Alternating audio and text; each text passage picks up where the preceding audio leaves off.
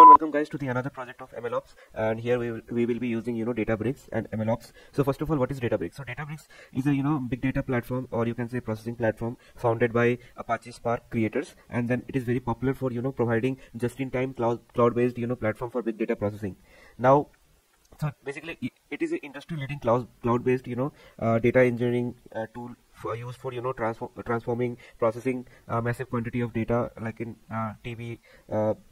Terabyte, zettabyte, those type of quantity, and then exploring the data through machine learning tools. Okay, so recently this has been added to Azure, and it's a big data tool for Microsoft Cloud also. So we can take advantage of such services, and then we'll do our work as well. So a core component of Databricks is the it provides data science workspace, so which basically enable us to collaborate amongst everyone in the team. So we so the collaborative notebook environment is used to share basically it with data team, data scientist team, analyst team, engineers, and others.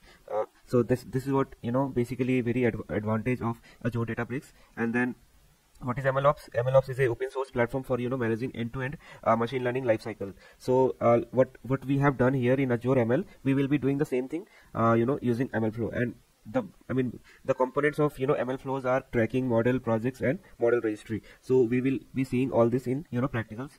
So let's create Databricks service first. Okay, so on the home page, if you don't get here, you can just search it, or like this, Databricks. Yeah,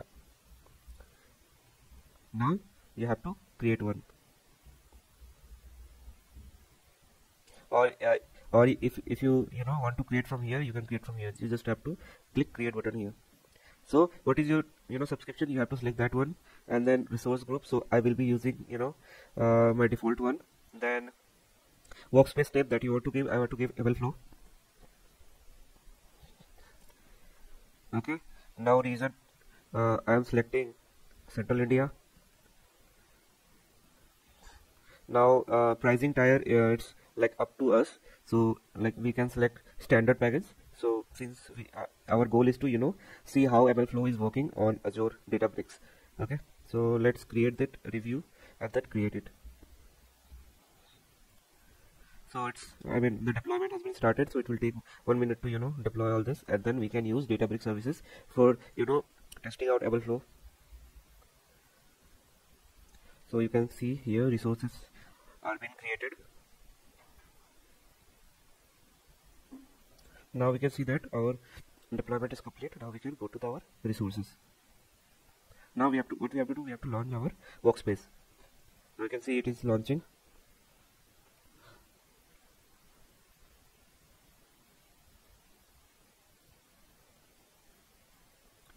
Okay, so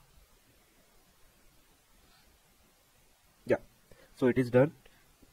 Now on the left side you will see that we are inside data science workspace. Okay, so on the left side what all we have workspace where we will be working, we will be creating our notebooks, and then it is also shareable, which means that you can share it with your teammates, and they can also access it. Like also, suppose you are working on two different set of notebooks, and inside one you are working, and you want that your teammate also collaborate with this project. So what you will do, you can share other notebook, and they can also work here, okay, simultaneously. Okay, then we have repos. So for now we will not be working with repos or anything. Then we have data. So obviously you can add your data here, and then we have compute engine. So we will be installing creating one compute engine for us, and then we have workflows. So workflows we will be seeing later after creating our projects. So basically this is it's like a job that we have seen on Azure ML. Basically, let's say you want to automate one of the notebook, you want it to run automatically after 7 days. So that time what you will do, you will create a job here. Okay, that's all we do in workflow. Or this is where you create jobs in everywhere. So basically you create job, and then you schedule it based on time, it will run automatically. Now let's create a compute engine. So for educational purpose, since the requirement is not that much, so I will be choosing single node, and then you can select whatever runtime you are comfortable with. For now I'm selecting the default one. Then also the node type also, like 14 GB RAM, and then 4 core, whatever the basic one. And then we have some other things. So we are not going there. So basically this script is basically used to, you know, suppose you want to store your file somewhere, so it will be, you will be accessing all those files using dbfs. Like this you have to mention, and then you can, you know, add your file name or like that. Okay, so let's create the cluster. So it's creating, as you can see it's running here. And then until then let's create a notebook here. Okay, okay, so here we can create a notebook. Okay, and we can name it MlfLow Diaries.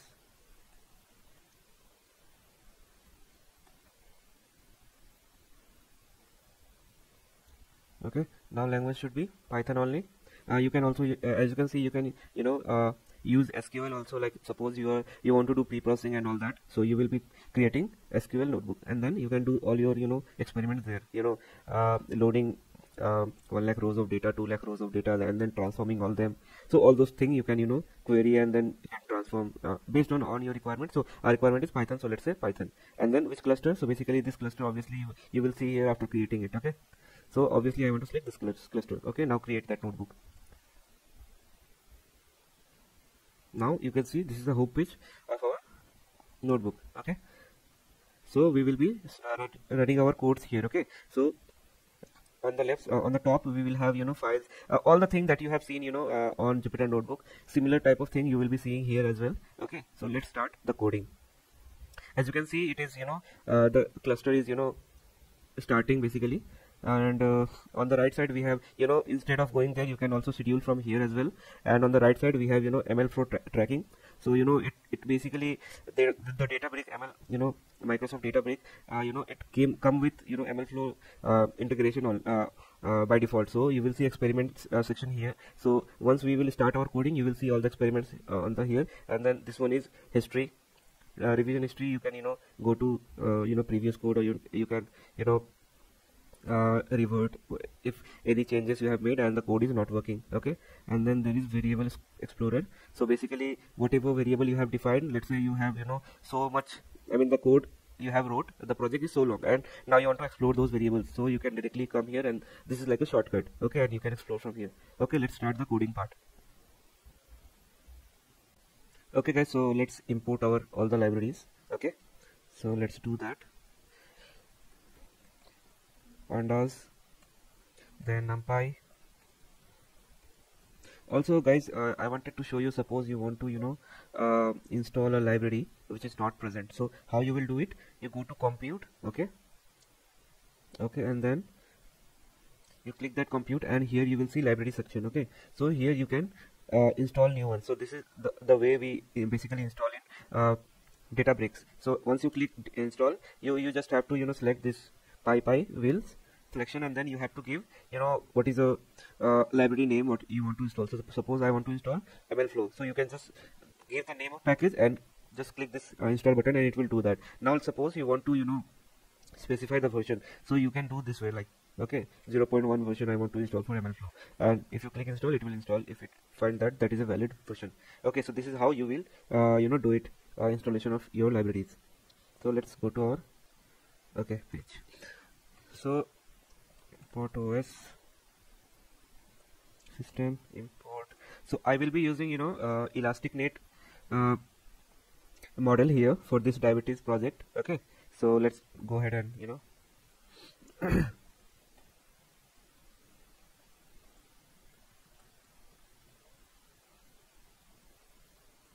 model selection,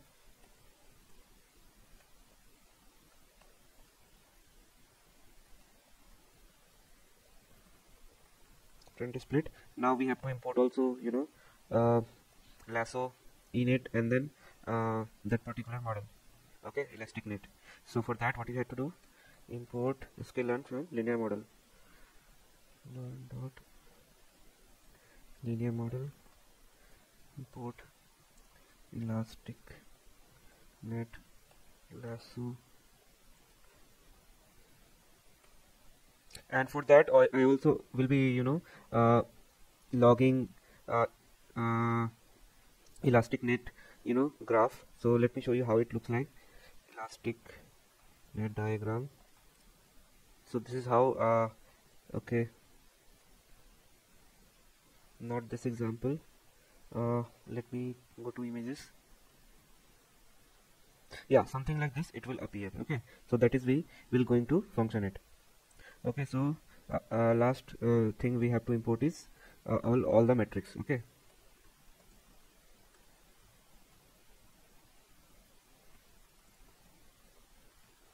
mean square error, mean absolute error,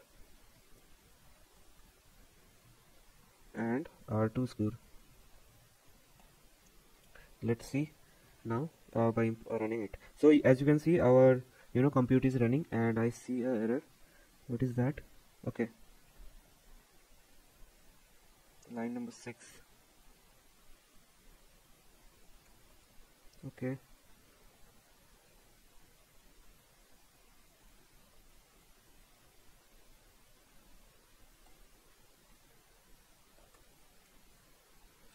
yeah, so we have imported all our library that is needed. Now what we have to do, we have to load our data set. Okay, so let's load it. So we have a scale and data set here, so we can just load diabetes from here. Okay, now we have we have to define our x and y.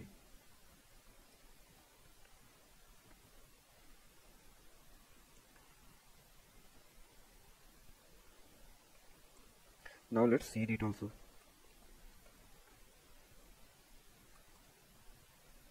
Okay, so we have loaded our x and y. Okay, some error. Diabetes. Okay, we have missing function here. Yeah, so we have our x and y. If you want to see it, you can see it here. Okay, yeah, so our x and y is ready. Now what we have to do, we have to create our pandas data frame so that it is more informative. Now you can see it is in array, so for that reason we have to create pandas data frame. So for that, let's make it y equal to np.array, and here we will pass our y dot transpose. Now we will concatenate it with x, which is our main data file. Okay, np dot concatenate, and then our x and y. Okay, so and we also have to pass x's, which way we want to concatenate. Now let's give the name of all the columns. So columns will be age, sex, BMI, BP, all the stages from 1 to 6.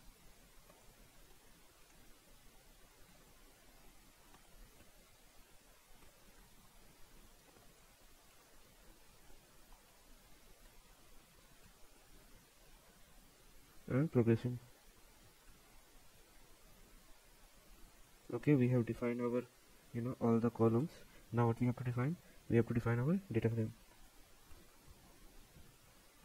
and we have to pass our data, that is D, and then all the columns. Now let's see our data. Now you can see our data is more informative now, as you can see all the all different features. Now what we have to do next is we have to write a function that will help us see that particular elastic net diagram. Okay, so let's do that. So let's name it def plot elastic. Okay, now it will take our x, y, and L1 ratio. So first of all we need to give color cycle. Okay, so as you can see here, multiple color has been used, so we have to import a library that will help us for every iteration different color I wanted. So for that what we have to do, from iter tool import cycle. Okay, so this will help us do that. Okay, so this is done. Okay, so next what we have to define is we have to define alpha value, alpha enet, and then coefficient enet, which will come from enet path that we have called, that particular library that we have called on top here. init path. Okay, and here what we will pass, all the input that we are receiving in this function. Okay, one is x, then y, then also we have to define EPS. So let's define EPS equal to minimum, least with the minimum value, like this, and then you can define your EPS, and then what is your L1 ratio, that will come from input. Okay, and then our fit intercept, so it should be false. I don't want to fit it. So this is done.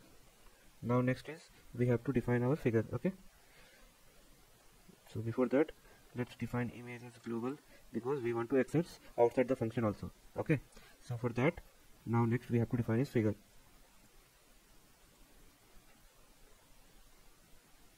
And then okay, now we have to define our colors. Colors equal to, that cycle that I told you. So blue, red, green, crimson, and then you can use K for color. Okay, so we have defined our colors also. Now we will define alpha ENT's values. Okay, so that will be alpha ENT equal to minus np dot log 10 alpha init value.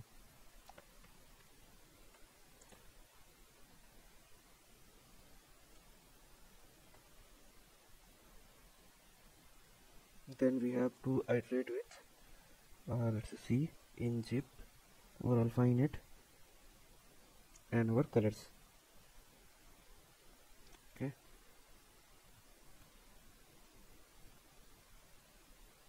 then plt dot plot. Okay, L1 equal to, we have to pass our coefficient value, negative alpha value, C equal to C, then our line style equal to double hyphen,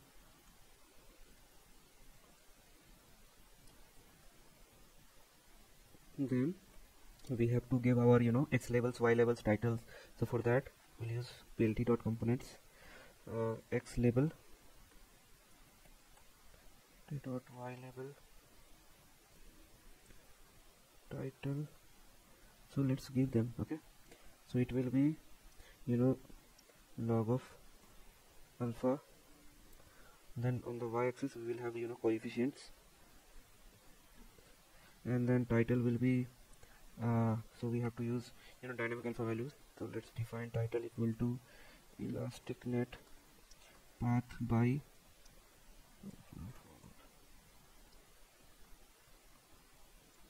equal to str of L1 ratio.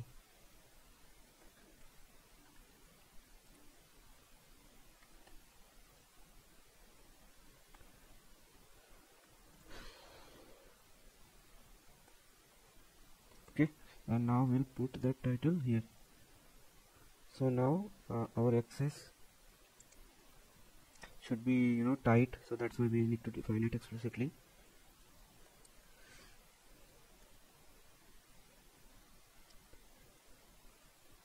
Okay, so now what left is image equal to figure. We have to define that, and then we also want to export this image. So fig dot save fig elastic net path dot png. Okay, now return image. Also we have to close the figure, that is this. Okay, we have defined our function.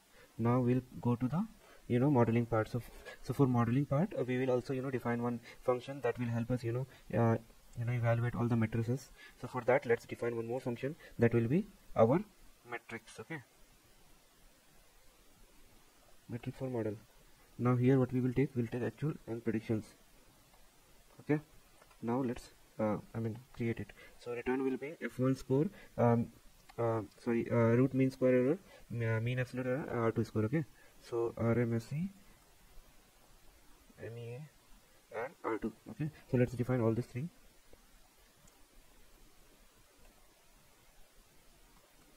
So we will be using np dot square root rt of mean absolute mean square error, and we will pass x and y, which is actual and prediction.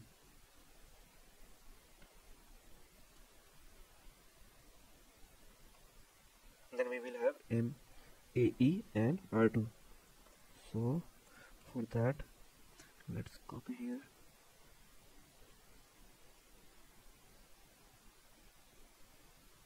And then what we have to pass? We have to pass these actual and pred. And this function is done. Okay. So next is our training function. Okay. Def train diabetes model. Okay. So here what we will take? We'll take data. We'll take alpha value and ratio value, and L1 ratio, and then we'll start splitting it. Okay. Train comma test equal to train test split, and here what we have to pass? We have to pass our data. Okay. Now next is we have to create train x, train y, test x, test y. Now inside that what we have to do? Data. Okay. Train dot drop our target. What is that? It's process this particular column. Okay. This is our target. So after that, x is equal to 1. Same. So next, in the next line, what we have to do? We have to drop for test data set also. Okay. And then for train y, it should be train of our feature target column. And then for test also, we will have the same thing for test data frame. Okay. Now we have to iterate through all the alpha value we have. Okay. But we will be also like giving a check that what if the user is not giving us these two value. Okay. So let's do that as well, that particular checks.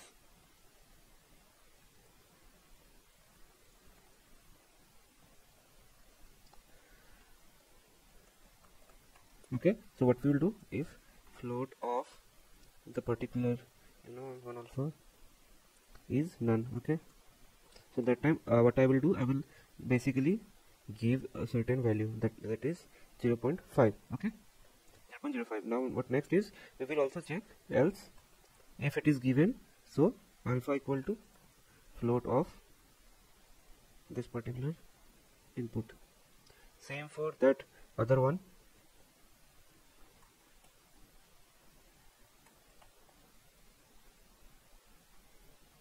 If float of L1 ratio is none, then I will take a default value 0.05. Okay. Same for this. Now all the checks are done. So we'll now come to the MLflow part, where we will be storing all the artifacts that we will be generating in this model. Okay, like all the score that we have created here, and then we will also log images here, and then all the alpha value, L1 ratio, all this we will be storing in our artifacts. Okay. So let's code that as well.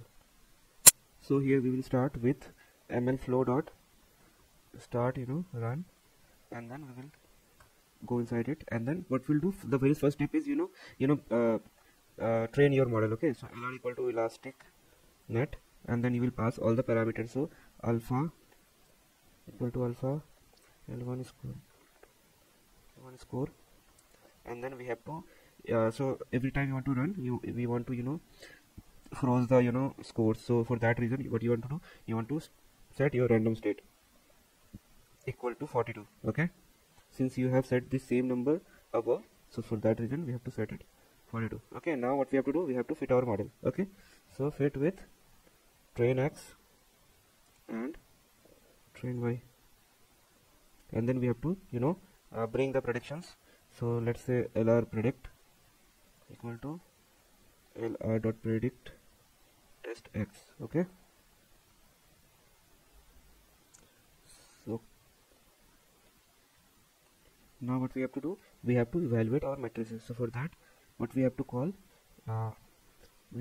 this model. Okay. Function.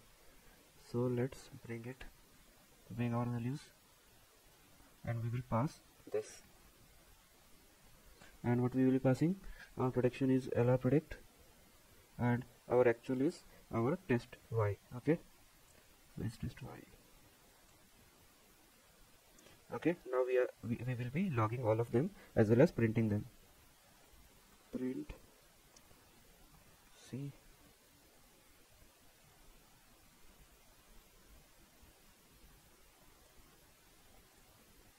Okay, same way R2 score R2, and then we have mean absolute error as well. Okay,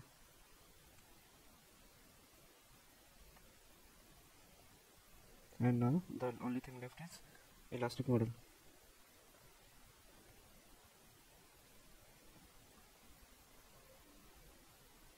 Then we have alpha percentage F L1.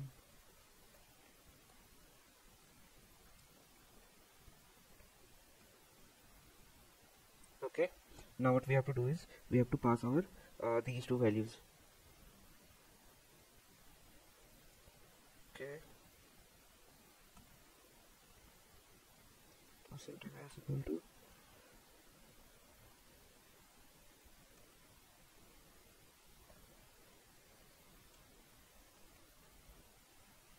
now we will be logging our all the artifacts. So for that MlfLow dot log params. Okay, so let's copy this and paste it. So first of all will be RMSE,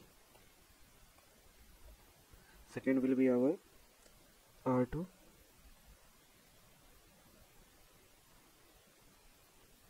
third will be our ME, then our alpha value,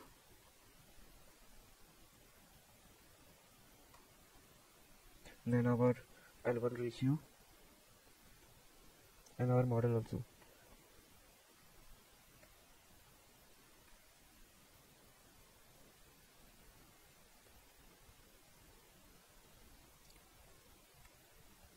Dot log model is simply we call for model logging. So what is our model? Our model is LR and the code is model. Okay, now we have to also give model path because we explicitly want to export this model. Okay, for that MlfLow dot we have to save model, right? Okay, scalar dot save model, and then we have to give the model path. Okay, model path. So let's create model path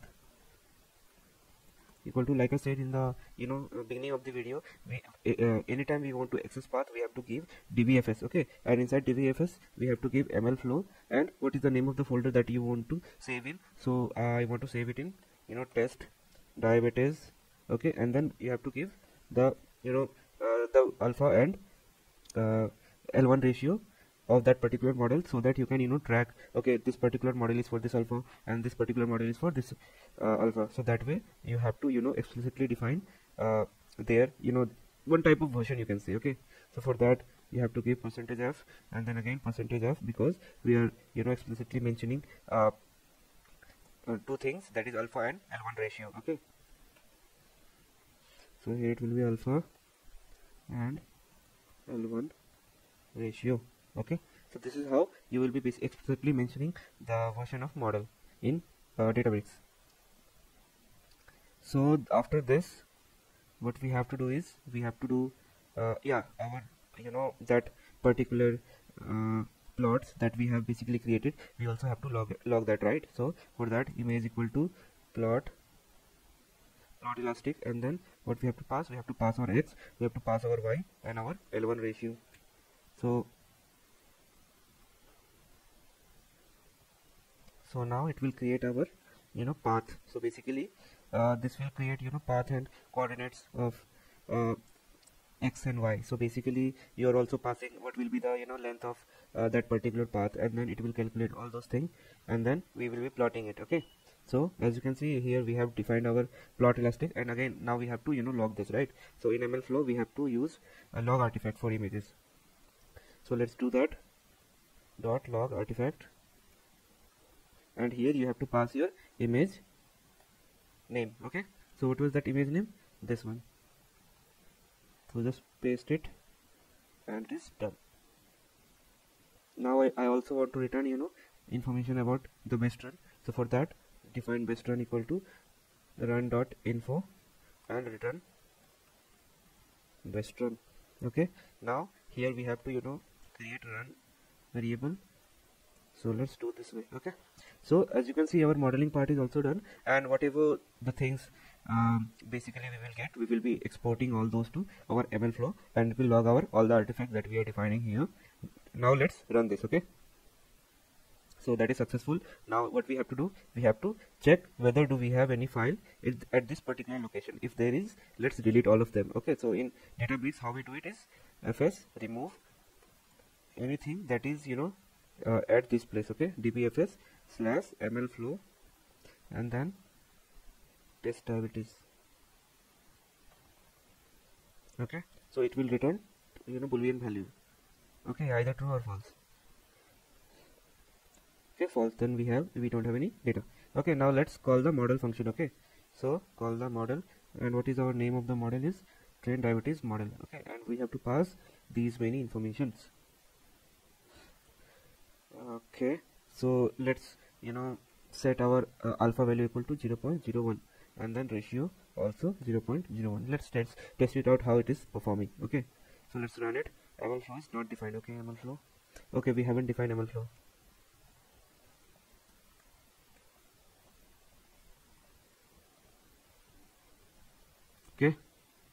Okay, no module name MlfLow. So again, what we have to do, you remember how do we install libraries. So at that time, but where we have to go to compute engine. Okay, and here inside that particular compute engine, you have to search for that tab that is libraries, and then you have to install a new. Okay, so here what we will do, go to PyPy and just mention MlfLow. That's all you have to do.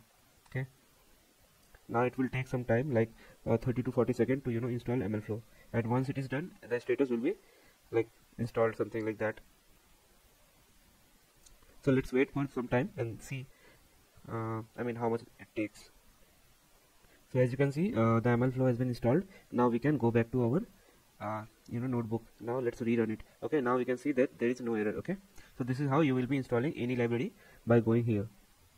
Okay, now let's rerun it. Okay, so we have some error. Please configure CLI. Okay, this error only comes when we install MlfLow from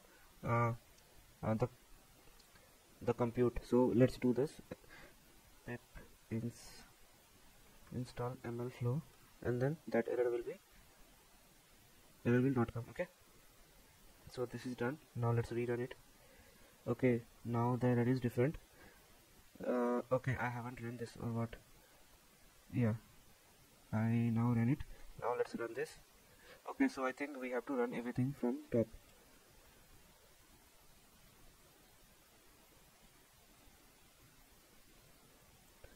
Okay, now let's run the function. L1 score is not defined. Where it is?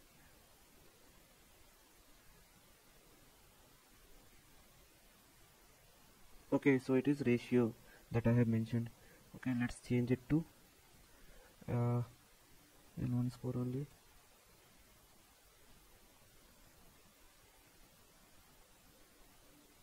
Now let's check whether I am missing anywhere. Yeah, it should be here also, and then here also, here also. Okay, so we are done with all the changes. Now let's rerun it. Again error. What is that? L1 score init. Okay, I think that should be L1 ratio. Okay,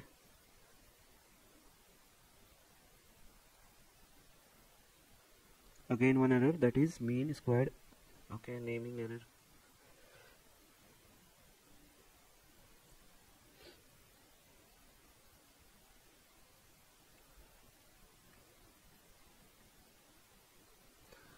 Finally, again MlfLow not defined. Okay, we are getting outputs, but somewhere it is saying MLflow, not okay. MFlow I have wrote. Okay, silly mistakes.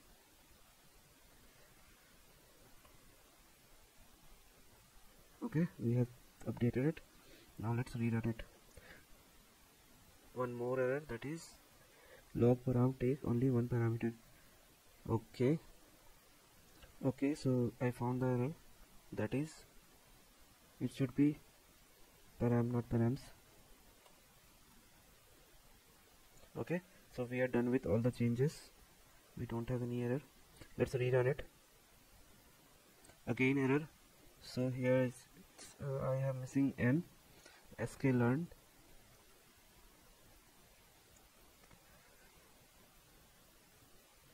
Finally we have completed. Okay, again a name error, model path. Okay,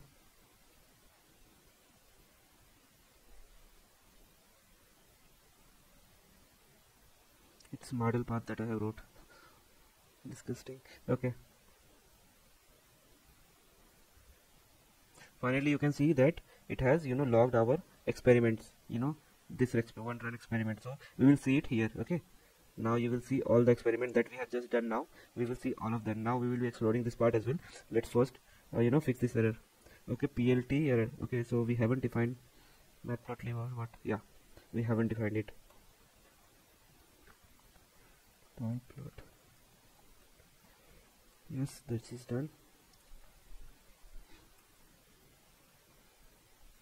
You have seen, right? Again one more run has been attached here. Again one error. This one already exists and is not empty. Okay, so we have to delete our data from there. Okay, so again we have to run this.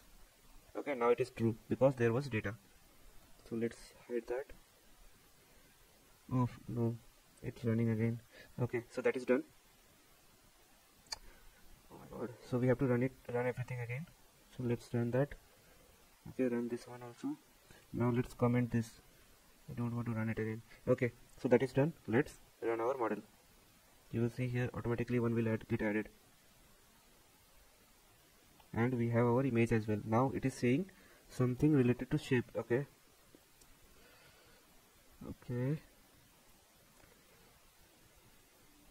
x and y must be have same dimension. First one. Okay guys. So the error should be in here. PLT plot. Okay, here it shouldn't be alpha, it should be coefficient 1. Okay, so let's rerun it and then delete the folder content and then let's run it.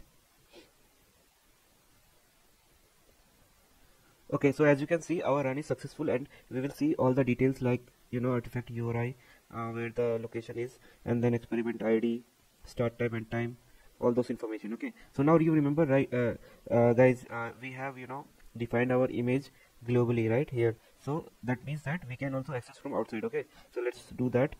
Display image, let's see that work or not. Yeah, that is working. As you can see, our path is going towards up and down and then calculating coordinates.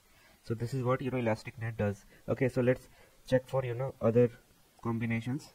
Okay, so let's say this time 50, 65, 21. Okay,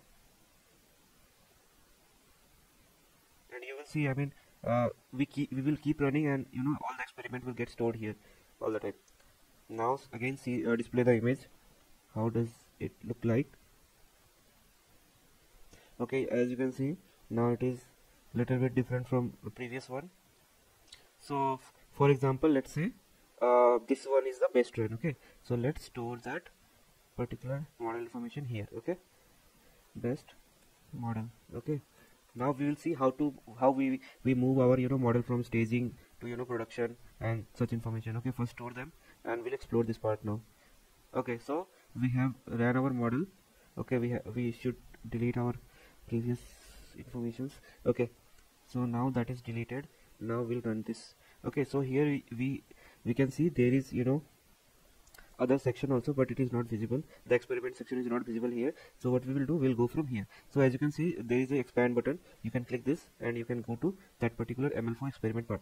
Okay, now you can see it is visible now here, and we have also feature store, models. Okay, so once we register our model, it will be visible in this section. Okay, so it may be similar like what we have done is on Azure ML versus what we are doing here, but little bit you can do it comfortably in MlfLow, because it is taking care of all the experiment. We don't have to define separately like we were doing in Azure ML. So that way, so let's see all the parameter that we have defined. Okay, so everything will be visible here. Now you can see and compare all the performance, how it is basically doing all the. So let's open our first one. Okay, so here you can you will find all your informations, like what was the output that you have received, basically the performance, and then you will have metrics. Obviously metrics has nothing, and then you will have all your artifacts, like you remember we exported this image as well, and then you have your YAML file. Basically when you are containerizing, then it will be very helpful. Then you have your model. Okay, so all the information basically gets stored here. Okay, now you will see that we haven't registered our model, so it will be visible when we will register here. Okay, so we will do that as well. Let's explore other experiments. So we have only one experiment that we have done. Okay, so we can create as many as experiment we want, like we have seen in Azure ML also. Okay, so and then if we want to see the source, so it will redirect you to code. Okay, and also there is one code that you will see here in the model section that will basically help you how you will be calling back predictions. So you can use this code to make the predictions. Okay, so this way basically once we have registered our model, there will be one section where we can deploy it, and then from there also we can do it. But apart from that, you can use this script to do that. Okay, let's first register our model. Okay, so first of all, what we have to do, we have to give our model name. Okay, model name equal to diabetes model. So model name is registered. Now let's say we want to bring information our model. So for that, let's create one more function, that is print model info. Okay, here what we will pass, we'll pass our model. Okay, and then it will basically return our information. So for I in models, okay, mod, we can print out all the information like the name of the model. Okay,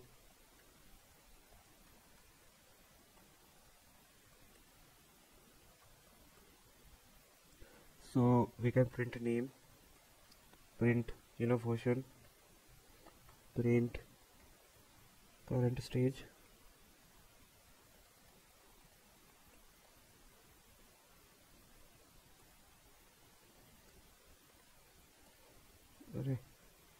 okay, and then you can format it.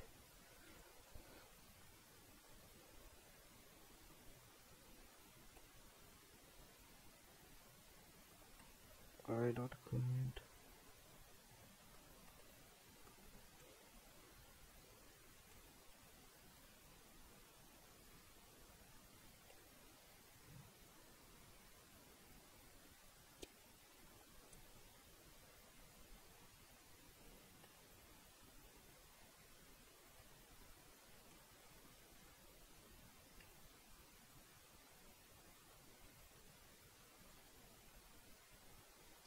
And then also run ID.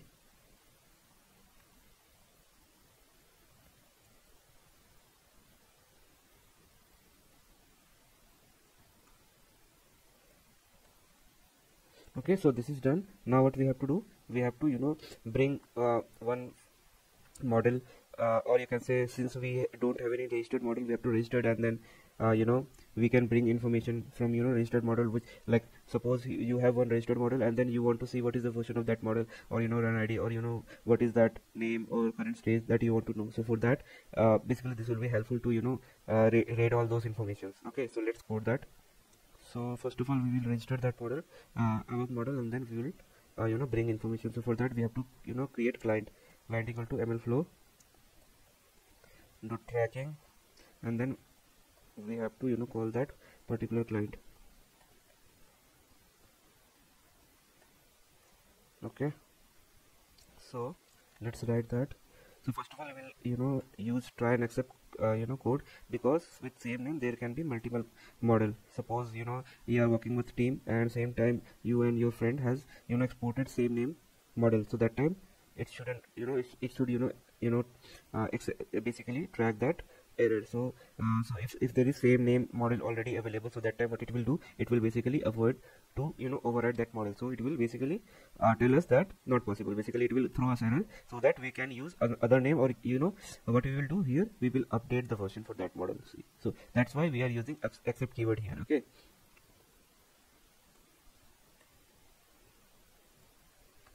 okay, now what we can do is for now let's pass it, and for now let's inside the try let's create that model. So using client dot create registered model, and then what we have to do, we have to pass our model name. Okay, so this is done. So this is how we will be registering our model. So now we also have to create the model version. Okay, so for that what we have to do, model version equal to, so let's say previously you updated the version of model is 2. Now next after 1 month you came and you don't know the version of that model that you have registered. Okay, so for that what you will do, you will bring the version of that model, and then you will update the version, right? So let's do that. So create model version, and you will pass model name. You will also have to pass best run that we bought here. So basically the model, so it will check that particular model is there any available. So if there is available with that name, what is the version that we earlier registered. Okay, if not registered, then we will create a version like 1 or 2 like that. Okay, so best run dot artifact underscore URI, and then what we have to pass is slash model. Okay, we have to close slash model, and then we have to bring our run ID from our best model. So this is best model, and then we have to bring the run ID. So that's all you have to do, and then what it will do, it will create the version of our model. Okay, so let's run it and see. So as you can see, our code has registered our model, and then updated the version equal to 1. Now how to see them? To see them, just click this one. Okay, in the experiment section we can see our model will be registered. So in the model section you can see there one model is registered with the version 1. Now in which stage it is in? It is in none stage, because you can see we haven't transitioned our model into any stages. So that's why for now it is on none stage. Okay, here it is visible, so none stage. And then on the service section, basically once we enable service section, so it will allow us to we can do real-time REST API callbacks, and then we can receive predictions based on that. So we'll not be doing those part, but I will showing how to enable it. And then okay, so let's first click that run this line again. Okay, so what will happen, it will update the version equal to 2. Okay, so next time you coming after 1 week and you have another data, and then you running the same model with the same name. So that time obviously you don't want your model version to be 1, right? Your model version should be keep updating, right? So that is why it is called as registry. Okay, so you keep all the version of your model. As you can see, automatically the second version has been came here. Okay, in the register section you will see that latest version is version 2, which you just registered. Okay, now let's say you want to see the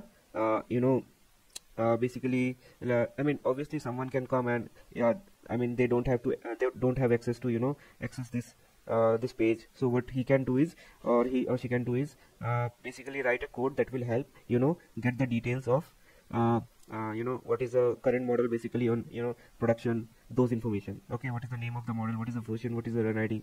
Okay, so those details can be fetched using that particular function we have developed. So let's run this and then basically read what all output basically it gives us. Okay, so for that what we have to do is, let's write model x equal to, so we have to call this function print model info, and then what we have to pass is, we have to pass our model.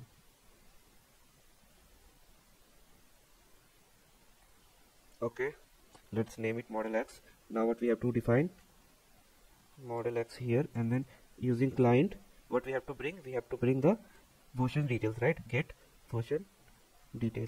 Now what we have to pass, by default basic information is the name, that obviously have to pass, model name, and then from which stage you want this information. You have 3 stages, right? You have none stages, you have production stages, you have staging stage, right? And from which stage you want to bring this information. So let's say I want to bring information from production. Okay, so you will write like this: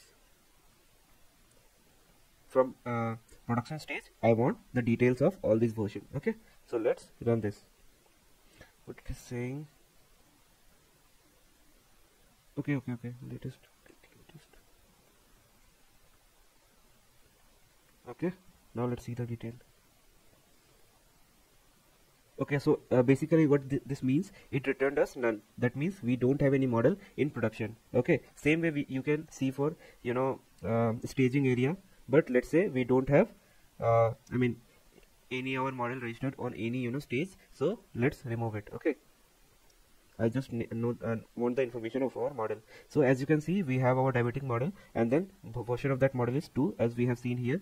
The latest version is 2, and their run ID and current stage is none. That's why it didn't show us on production stage when we were looking at. Now what we have to do, we have to transition our model from one stage, that is none stage, to staging stage. So for that, how to do it?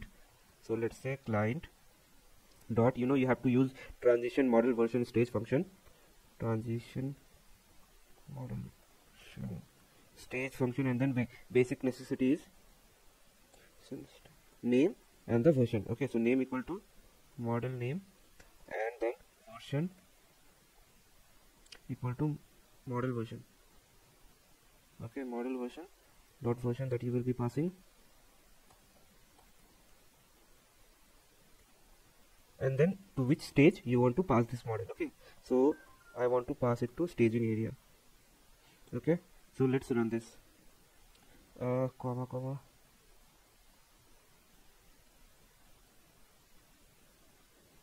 Okay. Now we know name.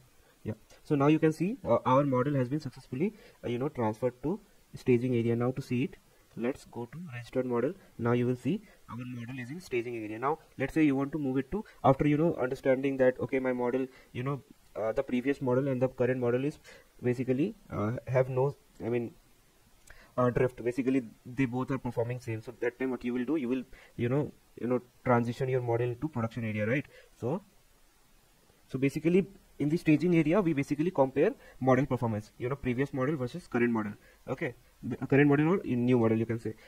And in the basic none area, so where we haven't produced our model to any stages, that time what we do, we check for data drifts. Okay, how much changes in data we have seen, or you can say our we basically build some logic, numerical logics, or you can say categorical logics, and so they they will do some tests like KP test is mean, max, median, mode, all these tests, and it will compare what was the expected value and what basically in the latest data what is the change, how much it is changed, like 10%, 20%, what is the maximum value was in previous data set, you can say also previous month data set versus current month data set. So these type of information we basically check on drift. So that is what basically we will be checking here also, like not in this project but in the next project. So we will check in the staging area how model 1 is previous model is different from new model. Are they both same, or they have deviation in accuracies or other thing. And in the before the staging area we check for data drifts. Okay, so make sure you know this. So at what stage you what you check basically. So let's say you get to know that in the staging area your model your new model is performing better. So what you will do, from staging area you want to move it to production. Okay, so the code will be, whole code will be same, the stage the only thing will be different is stage. Okay, now you can see that you have moved to production. Now to check it, let's refresh it. Okay, now you will see that your model version 2 is moved to version production area. Now you can see, and you can click it, and you can see all the activities that has been done for this particular model. And then after some time what you get to know is your current model is performing worst. So that time what you will do, you will just copy the same line of code and you will move it back to none. Okay, so none will make sure that your model is not in any stages, and then you can even delete your model. But let's say your model is in staging or production, then that time you won't be able to delete that particular registered model. Okay, now you can see I have moved my model into none stage. you can see that the staging and production is hyphen dash dash. Now let's say I want to move it to, I want to check basically serving. Okay, so how to do that? So first of all, let's move into production first. Okay, so it is done. Now you can see that our model is in production. Now what you have to do is you have to click use model for inference. Okay, and you have to come to real time. Now you have to enable the serving. So now it will serve our all the model that we have created. It will serve our version 1, version 2, all of them. Okay, and then from here also you can make the predictions. But let's say you have your website and there you want to pass input and you want to get the output. So for that, what you will use this URI. Basically this will help you do the callbacks. Okay, and suppose you want to do in somewhere in Python code, so you can just copy this code and then you can do it wherever you want. Or let's say you want to do it here only, so you have to pass your inputs in the JSON format and click the send request and it will give you the response. Okay, so I think you guys have learned a lot. So the only difference between Azure ML and MlfLow is this is like a more comfortable way of doing, because it is like has done everything to reduce our effort. So that time you have seen, right, so many things we have to create and so many things we have to take care of. But here what we have done is we have just created our all the scripts. Also in the next project I will show you like how different script basically we use, and then we will see how basically we merge it here, and then we'll see the drift part also. So for that I need some time. Also guys, if you guys have any requirements, you can just drop your message on description box. I will try to make sure that particular tools or I use in a next project. So okay, thank you guys, have a good day, bye bye.